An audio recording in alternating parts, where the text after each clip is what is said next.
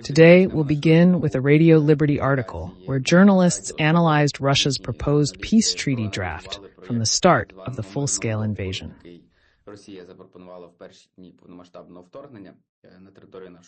We discussed this document a week and a half ago.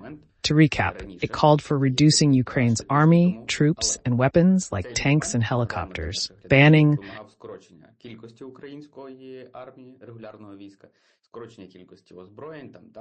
missiles with a range over 250 kilometers, and giving Russia the right to choose which weapons could be deployed in Ukraine.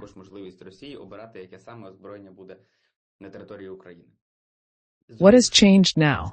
I think the offers are worse now, because Russia is now in a more favorable position than at the beginning of the full-scale invasion. Now it's not really about any proposals. Now it's about what Russia can afford to do, and it's doing it. Let's look at everything sequentially.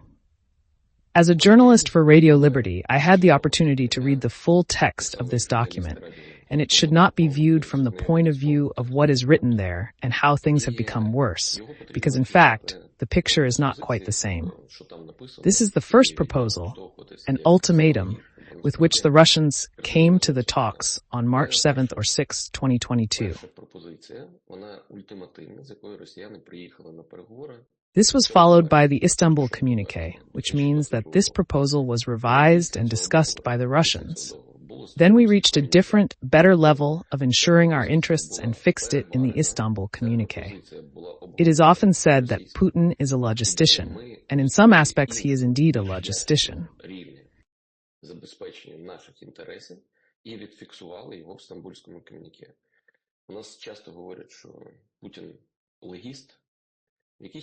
In his speeches, there are often references to the fact that negotiations can be organized according to the basis set out in the Istanbul communique, or in Istanbul, because it was a consolidated position to which the delegations of the two countries signed with the participation of Turkey. The next stage after that was the wording of the treaty, which Putin waves and says, look, they were initialed there.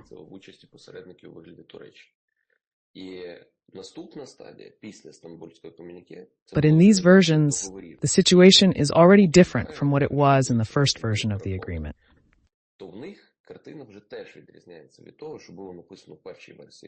The first version of the agreement was what Russia came with. It was poorly prepared. It even used abbreviations that had never existed in the history of Ukraine.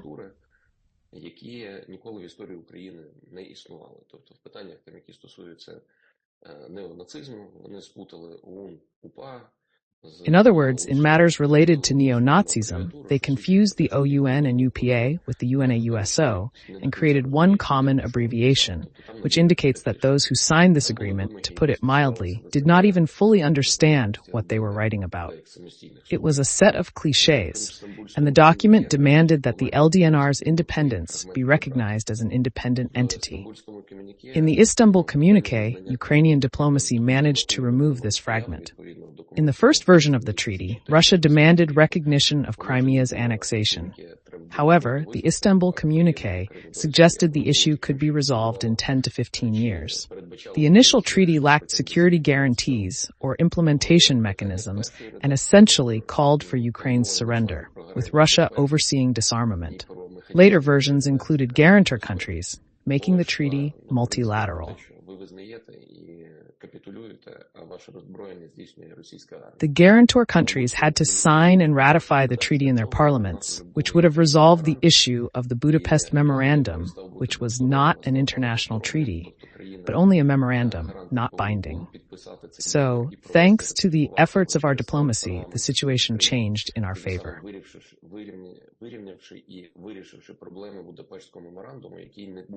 Міжнародним договором за суттю, він того й був меморандумом, тому що не ставав загальнообов'язковим правилом.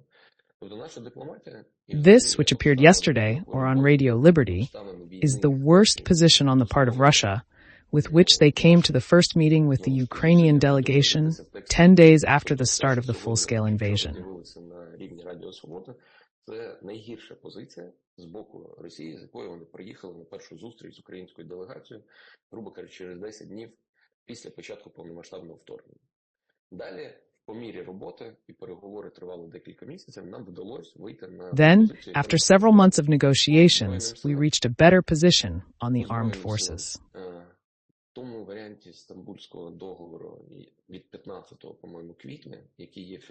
In the final version of the Istanbul Treaty of April 15th, І то використовувалось формулювання, яке теж вдалося протягнути нашій дипломатії, про те, що це кількість збройних сил в бойовому стані. І, тобто, якщо брати приклад, якщо відштовхуватися від того, що Україна займала там, відповідно до проєкту договору, який вже був фінальною версією, становище чи стан нейтральної країни, треба порівнювати стан... Published by the New York Times, the number of armed forces was already twice as large. And we managed to promote the wording that it was an army on alert. Compared to neutral countries such as Austria or Switzerland, the number of our armed forces was 35,000 more than in those countries that are not part of the bloc.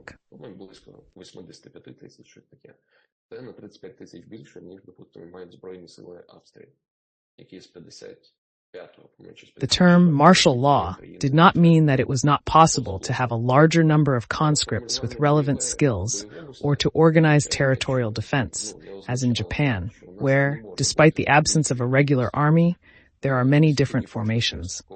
Therefore, the situation is not catastrophic either in terms of weapons or the number of military personnel, since it was a neutral status provided for by the treaty, which provided security under the guarantees of the UN Security Council member states, in particular China. This was better spelled out than in Article 5 of the NATO-Washington Treaty, where the guarantor countries only discuss what they can do to repel aggression. Для якої країни, для якого характеру протистояння виписується ця кількість. Якщо вона виписується в рамках договору, який передбачає нейтральний статус, і, допустимо, країни-гаранти, всі члени Ради безпеки ООН, які протягнули... In the final version of the treaty, guarantor countries are responsible for repelling aggression, including protecting Ukraine's airspace, and report their actions to the UN. Legally, we reached an agreement with Russia by April, though there were still points of disagreement on both sides.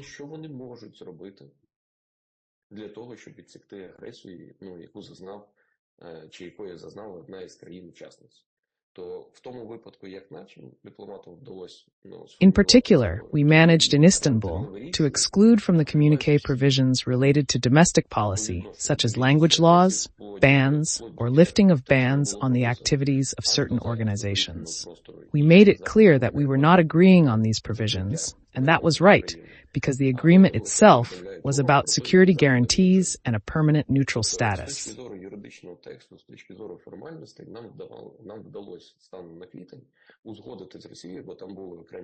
The first version of the treaty had a different name, and in fact, if the relevant people had worked at the level of comparing documents, our military and political leaders had explained to the citizens of Ukraine what we had achieved. The Russians came with proposals, but it was not a surrender. Станом на квітень місяць всі положення, які стосувалися мовних законів, заборон, чи скасування заборон, які стосуються діяльності певних організацій. At the stages when we were working, we were talking about a strong and capable Ukrainian position in the international arena, and the perception of these documents could have been different. But because of the myths that exist and the way these documents are presented, we have a wrong perception of the situation.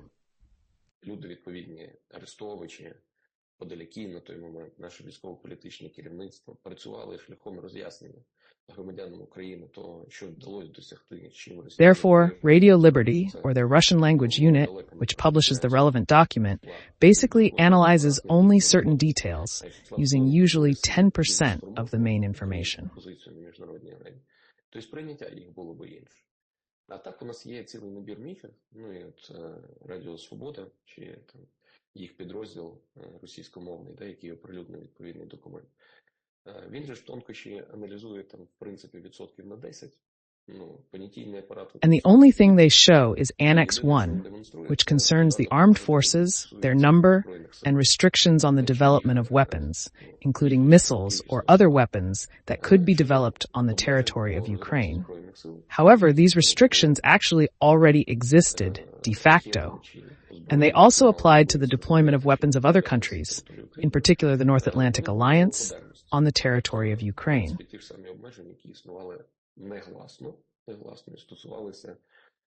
which in principle follows from the neutral status that does not allow such placement.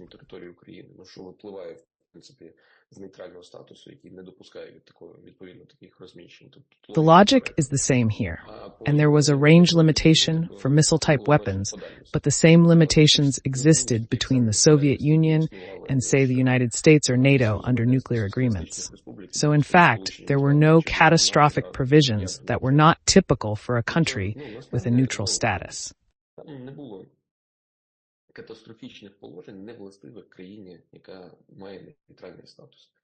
Але знову ж таки, для послідовності, для того, щоб наш цикл цього... However, for the sake of consistency, to conclude this discussion, I must say that the permanent members of the UN Security Council, during the negotiations on the multilateral treaty on security guarantees, refused to provide us with such guarantees. And I am deeply convinced that they are still not ready to do so. Ратифікації підписання цього договору нам відмовили. Вони не готові були надавати гарантії безпеки. І залишаються, на моє глибоке суб'єктивне переконання... If our president says that one of the points of the victory plan is to determine the geopolitical status and protect Ukraine from attack, it means that he does not take seriously the 30 agreements signed as security assurances for Ukraine as a sufficient guarantee of security.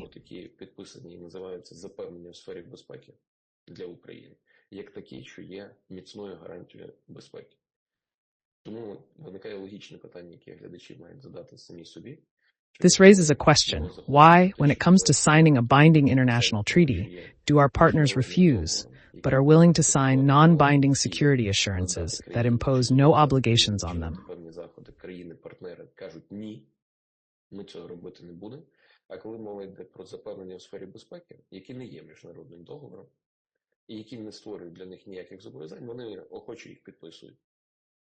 І чому ми зараз, проштовхуючи до цього... Why is it that now, having pushed these 30 agreements as actually no stronger security guarantees than those of NATO countries, we have forgotten about them and returned to the idea that the plan of victory should include an invitation to NATO? That is, we have simply turned the page and said, no, it's not bad, but it doesn't affect the speed of movement. And that's it.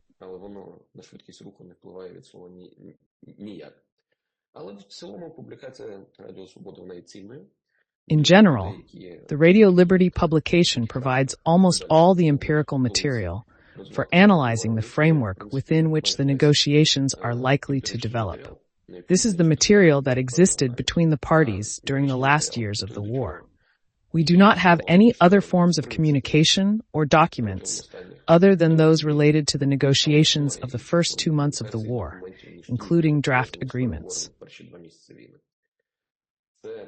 Most importantly, this is the document signed by both delegations, the Istanbul Communique, which the Russian side will use as the basis for further negotiations, rejecting all initiatives without their participation, including peace summits. Російська сторона так точно, як від того документу, щодо якого потрібно починати переговори. Враховуючи те, що вони відкидають ті ініціативи, які проходять без них, в тому числі ті, які... That is why they will emphasize the Istanbul Communique. And for those who understand this, it is clear which document to look at, what to read. And you can see how different it is from the original position. Do you understand how difficult the negotiations were and what we managed to achieve during these negotiations?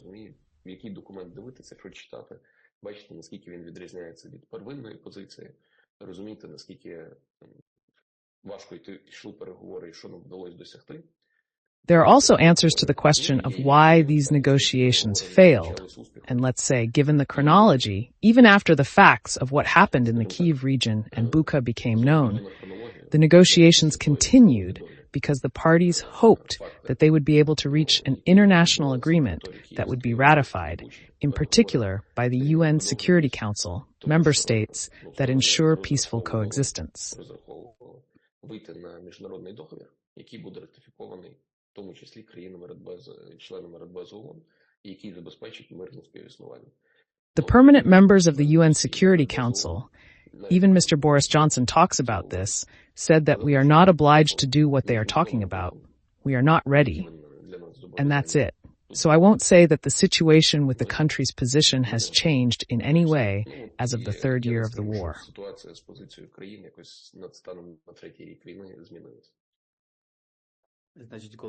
That's why when I say Ukraine is not in negotiations with Russia, I mean we are holding thematic conferences, not formal talks. How should we perceive it? What is a thematic conference? Are these agreements part of the Istanbul Communique, or are there additional meetings and agreements with Russian representatives? No, in this part, the logic and consistency of our political elite is not difficult to trace, because for them and for our information discourse, the end of communication between Ukraine and Russia within the framework of the Istanbul Communique, and then the exchange of draft treaties, it completed the Istanbul process, the process of direct communication in general. In mid-April to early May, we moved on from Istanbul and attempted to discuss bilateral security agreements with countries like the UK and the US. Поспілкуватися окремо з нашими партнерами, країнами, типу Великобританії, Сполучених Штатів, про те, щоб підписати з ними двосторонні. However, they showed no interest in signing them. When I talk about treaties, I mean agreements signed by national leaders, approved by parliament, and involving military obligations to defend Ukraine against Russian aggression. І передбачає зобов'язання військового характеру по захисту у випадку агресії Російської Федерації території України. The countries did not make such commitments even after the Ukrainian side ended its communication with Russia. Then we got involved in another process, i.e. we turned this whole page and said, look, we have mobilized potential, we have prospects on the battlefield, we are planning the Kharkiv operation, we are planning the Kherson operation, and in general, given that we have a significant advantage in personnel on the battlefield, we are succeeding on the battlefield. So let's try to organize other processes.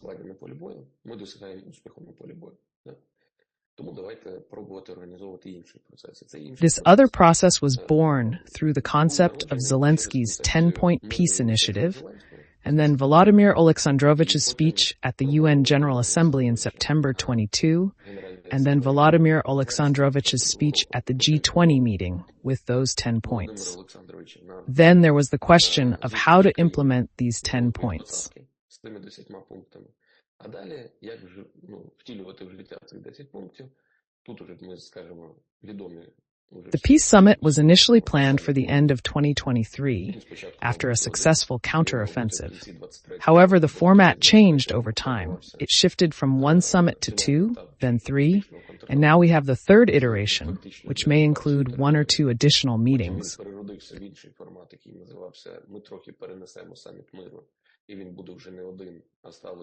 Один плюс один, на якому 3 пункти, а потім 7 пунктів. Ну, а зараз ми знаходимося вже в третій ітерації цього. Making it a total of 3. Буде 1 плюс 1 і ще, можливо, плюс 1. Тобто їх буде 3. Why did this happen? For various reasons. Without the UN, we could not resolve all the issues that concerned us, because the Russian Federation has a veto. We decided to implement a plan that actually created a parallel structure to the United Nations.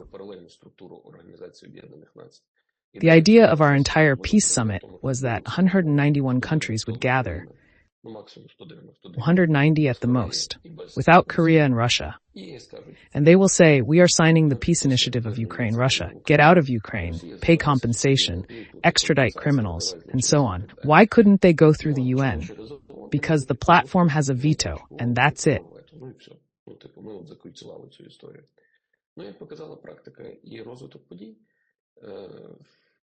Ми не зібрали 190 країн. плюс-мінус 90 чисто країн. We aimed for 190 countries, but only around 90 participated, as Russia rallied countries with friendly regimes that oppose sanctions and maintain trade relations. Our plan, part of which has already collapsed, continues because there is no alternative. Алгоритм його імплементації в життя накрився, вже давно, але ми продовжуємо ним рухатись.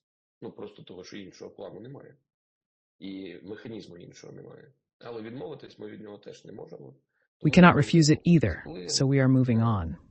When the idea of postponing the first and only peace summit, which was supposed to be the final cherry on top after the sanctions against Russia, the embargo and the successful counteroffensive was born, we proposed it, but it was not invented.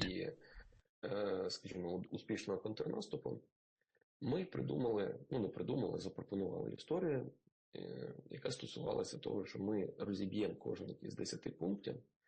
We proposed the idea that each of the 10 points should be broken down into separate thematic items. І є країна, яка очолює відповідну підгрупу країн, які вважають, що... For example, on environmental security, the leading country in the subgroup chooses the platform, moderates the discussion, and takes political responsibility for implementing that item. Якусь форму комунікації чи нести якусь певну політичну відповідальність за втілення в життя цього конкретного пункту. In matters like humanitarian exchanges or prisoner returns, в питаннях, які стосуються гуманітарних обмінів, чи повернення військовополонених, ключову роль... Countries like the UAE, Qatar, and Saudi Arabia act as intermediaries. They serve as trusted communicators with Russia, facilitating exchanges through their mediation. Тематична конференція чи тематична зустріч, на ній більш ключову роль грають саме ці країни, вони виконують роль комунікаторів з Росією, Росія їм довіряє, ми їм довіряємо, і тому обміни відбуваються за їх посередництвом. When Andriy Borisovich mentions thematic conferences, he refers to a group of countries for each issue. We don't know exactly how many of them, 5 or 6, and so on, have decided that their area of responsibility in the peace plan, in the peace initiative of Ukraine, is, for example, energy. And we do hold consultations in this area, but with this group of countries that joined our peace summit, signed some communiques, and so on. And so we are engaged in a dialogue with them.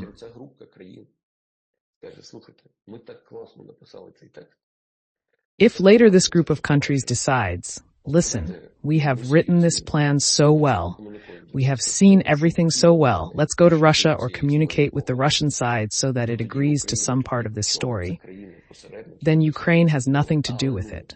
It is the intermediary countries that reach these agreements, not us. Утопічна, існуюча, я собі сказав, в лабораторних умовах концепція, яка цілком нормально лягає в голову. This utopian concept may seem plausible to Ukrainians, but the reality is different. An intermediary country, after visiting the target country, might say, we won't strike energy facilities, but we can't guarantee protection for regions like Sumy. Then, this intermediary, like Qatar, represents Russia's position. Але, допустимо, те, що стосується інфраструктури Сумської області, звідки ви до нас там наступали, тут ми гарантувати не можемо. This is just one example because energy security is a complex area that includes hydroelectric power plants, thermal power plants, nuclear power plants, distribution networks, gas pipelines, other forms of logistics, gas transportation systems, compressor stations, and checkpoints. So these are really complex issues, and for each of them, if we come up with a proposal that does not sound like two lines,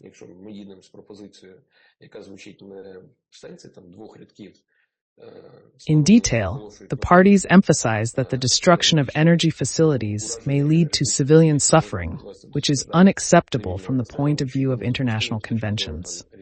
Therefore, they urge each other to refrain. This is one part of the documentary. Документарно. А технічна сторона – це узгодження типів озброєнь, локації об'єктів, локації з одної сторони, з іншої сторони, по місцевості, де вони знаходяться. The technical side involves coordinating weapon types, locations, and targets between both sides. The intermediary hears this and relays it to Ukraine, which reviews and agrees to discuss further. Thus, the negotiation process is more complex than described in the 1+1 interview. Україна каже, окей, це підходить, тут давайте ще пошурупаємо, поговоримо. Тобто тому процес переговорів не може бути описаний так, як це було зроблено там в інтерв'ю 1+1, да? Because what was said in an interview on 1+1, or at the marathon, is, let's say, a household form of perception of information about the country's forms of communication in war, which even excludes the experience we had, the experience of the food grain deal, where there was a Ukrainian delegation in one hotel in Istanbul, in one room, в одних номерах знаходилась українська делегація. Others had a Russian delegation, and roughly speaking, intermediaries moved between the delegations. And then it was, yes, it again existed in practice form of communication. And even the food deal is a form of expression of success. Those points related to safe navigation and food security as the third or fourth point of Zelensky's peace initiative.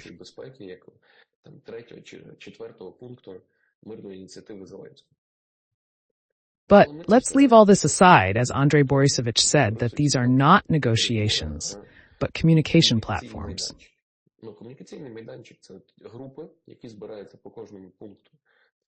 A communication platform is a group that gathers on each point of peace and tries to work out something. Last week they met on the environment, and I don't know what they came up with, but Shmyhal came out and said that environmental damage is $65 billion. Тобто це ж теж треба розуміти, що майданчик збирається не підбивати фінальний тотал, скільки там заподіяно шкоди, щоб його кудись вписати, бо війна продовжується і цей тотал буде зростати. Well, they certainly don't count the damage, so this must also be understood. The site is not going to summarize the final result of how much damage was done to fit it somewhere, because the war is ongoing, and this result will grow. В іншому напрямку вчиняти не буде. І ми від цієї позиції пробували відступати після першого швейцарського саміту. Пробували відступити риторично. Ми пробували подивитись на неї по-іншому. We continue to focus on Zelensky's peace initiative, refusing to consider anything else. After the first Swiss summit and Kuleba's visit to China, we briefly tried to shift our stance, but returned to this position. At the start of the counteroffensive, Andriy Borisovich reaffirmed that the peace initiative would not deviate. For now, we remain firm, confident in our military advantage, and committed to peace based on Russia's withdrawal from Ukraine.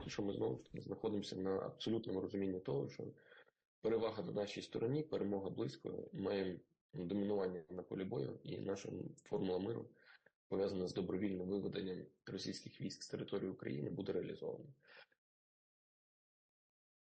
Окей. Приймаємося. До речі, Єрмак же ж коментував це також в контексті публікації Financial Times про начебто домовленості між Україною і Росією в плані не бити по енергетичній інфраструктурі один одного. Yarmak commented on the Financial Times article about an alleged agreement not to target energy infrastructure. While we haven't hit their energy system too hard, we have a policy focused on protecting against a cold winter. Politicians refer to two main concerns, a harsh winter and strikes on nuclear power plants. Посилаються, вони такі, достатньо примітивні, тобто ми їх так знали, це перша умова, це холодна зима, друга це удари по атомних станціях. Therefore, Ukraine may face power outages of up to 20 hours a day. На добу. Basically, this is what the Russians are striving for, and this is what they are going for. This is what we have already experienced. Not for 20 hours, of course, but some of our regions, especially the frontline ones, have been without electricity for quite a long time. We are not power engineers, of course, but can we hold out? Because 20 hours without electricity is not just about me or you sitting without a phone for a few hours. Because there are power plants and generators, and people have gotten used to it. It is also about a huge blow to our country's economy and logistics. Critical infrastructure facilities, such as Ukrzaliznytsia, also need electricity to deliver goods to the front line. And it is not just a matter of water or food, which is also important. This includes ammunition and troops, especially when they need to move from the north to the south of Ukraine. They are not moving on roads of national importance. This is also an important issue of budget revenues. And this is in fact a whole range of issues. Before we get to the blackouts that politicians talk about 12 or 20 hours, we may have a total blackout.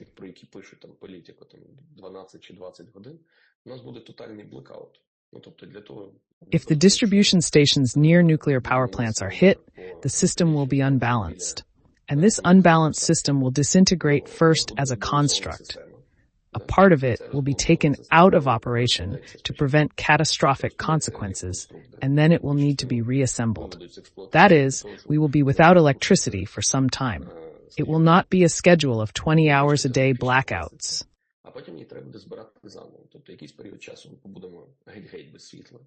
Then, when it is assembled, we will gradually launch capacities, because nuclear units will also need to be launched depending on how long this blackout lasts. The power they generate will gradually decrease and then increase. And then there is the winter. According to forecasts, it promises to be warm, but the climate is changing in general.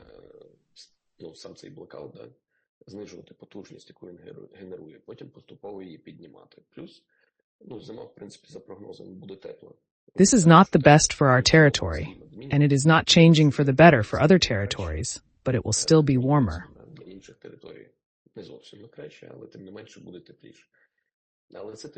But this does not mean that it will be as warm as in the spring, and it does not mean that there will be no increased electricity consumption due to lower temperatures. And in these conditions, if everything goes as it should, and with God's help, everything balances out, and there are no new strikes and no substations near nuclear power plants are withdrawn, we may indeed be on the schedule of blackouts for 12 to 20 hours. But we may not even get there if there are no corresponding strikes and we manage to keep our generating capacities at the level we have. The weather will favor us. The sun will shine not as it always does in winter, but even more often and for longer. Therefore, we can reach the smooth consumption that exists now. That's why, in fact, there are too many variables, and that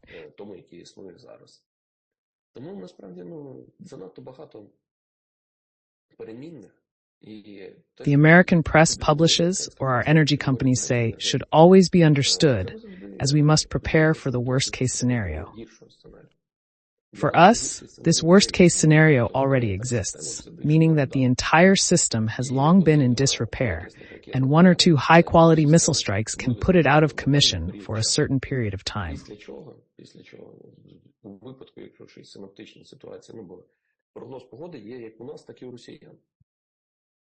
After that, if the weather situation is favorable, we have weather forecasts, as do the Russians, and they see frost for the next 10 or 15 days, and we see it.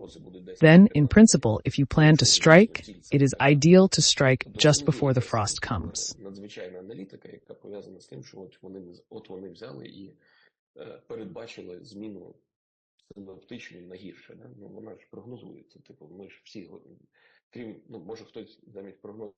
This is not some kind of extraordinary analytics related to the fact that they have predicted a change in the synoptic situation. It is predicted, and we all do, except maybe someone who, instead of making predictions, just says without judging.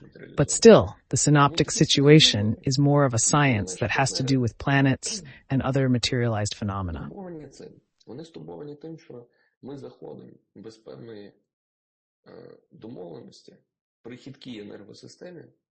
This scenario is possible, and our partners are concerned that we might target the power system without a clear agreement. This is why there are concerns about how settlements will function without electricity and heating. We respond, but nothing changes. The checkpoints set up for this purpose have never been used, and they aren't functioning properly.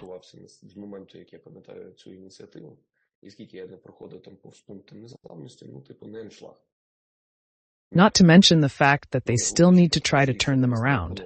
which, by the way, I have not seen anyone actively doing either. That is, they talk about readiness, and we ask how ready you are. In addition, they are in a situation of negotiations, which Andriy Borisovich mentions, referring to the Financial Times and mentioning Qatar. These negotiations took place in the summer, meaning that the countries, without stopping the war, were trying to achieve a certain certainty that winter, whether it is the cold factor or the blackout, would not affect the course of hostilities on the battlefield. This is the preparation that was carried out with reference to Switzerland, with reference to our capabilities, and it was certainly not a good preparation, but all of this has been crossed out. Now we are talking about how energy security could be a demonstration of Russia's readiness for a civilized diplomatic dialogue. It could, but within this context, Russia does not freeze and sit without electricity from our energy strikes. This is the key. Do prices related to oil refining, gasoline, and their exports affect the civilian population or not? They do not.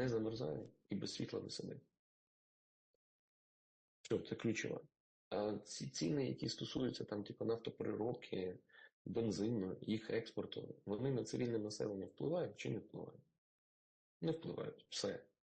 Weighing the scales, for whom the damage is more significant, for whom it is less significant, we can, for example, put the Russian energy system on the scales, and on the other hand, 2 distilleries or 10 oil refineries. Russia will say, of course it's unpleasant, but we have 160 more such plants across the country, some of them in the Urals, where your strikes will not reach.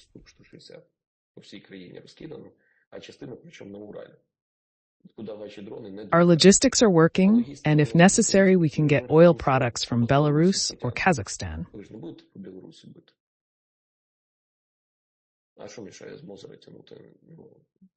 If we, a country with limited financial resources, can ensure imports of petroleum products, what about Russia, which has its own capacities? In my opinion, only 20% of all Russian refineries use only 20% of their capacity for domestic needs.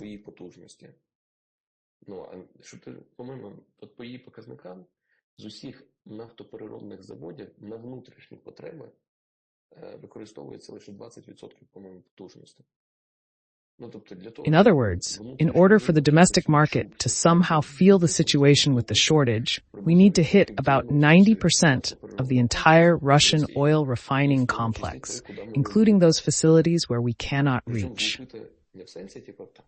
And we don't mean to hit them in the sense that a drone arrives and they finish the repairs in 3 or 4 days, but we need to level them to the ground.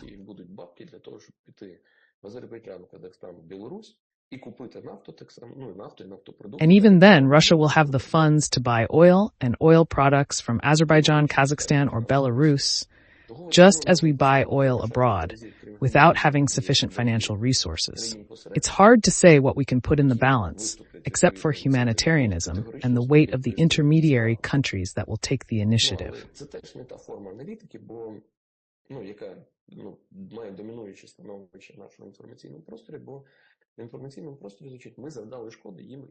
But this is not the form of analytics that dominates our information space. The information space says that we have caused catastrophic damage to their refineries. But how can we measure it? Is it a catastrophe when refineries are not working or when repair times are disrupted?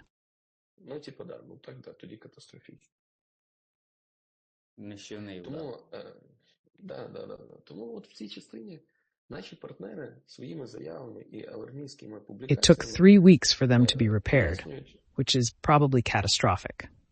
So in this part, our partners, through their statements and alarming publications, explain why, in principle, it would be good to try to reach some kind of understanding that certain elements of the energy system will at least not be attacked by certain types of weapons. Will this be called a thematic conference or an independent initiative of Qatar? It is not that important. Ukraine will still be the beneficiary of this. So we absolutely accept and share Andriy Borisovich's position. We are not negotiating. We are gathering for thematic conferences, and we will hope, probably like him, that Qatar or another country will have an internal sense of what is needed. Друге, що вони можуть провести в наших інтересах комунікацію з Росією, а Росія зможе до них дослухатись. The second is that they can communicate with Russia in our interests, and Russia will be able to listen to them and ask for nothing in return, literally. Let it be so. Let us kind of believe in this truth. But the state of our energy system will at least remain as it is now for the next 4 months without deterioration. Він не погіршувався з будь-якої точки зору. Згоден. Ну, але дасть Бог дочекатися. I am ready to accept this version as long as it does not deteriorate from any point of view. I agree. Well, but God forbid we wait until after the American elections, until spring. Why not wait until January, the beginning of winter? Well, I'm not looking at the American elections. I'm looking at this synoptic spring. Because look, we will become warmer in our hearts when the elections in the United States are over. Andriy, thank you for the conversation. Життєва мудрість від Андрія Вігірінського. Андрій, дякую за розмову. Метафорично, так. We thank you for watching this far, and we won't be saying goodbye for long, because tomorrow at 10:15, we'll see you. We'll see you tomorrow. Будемо розривати.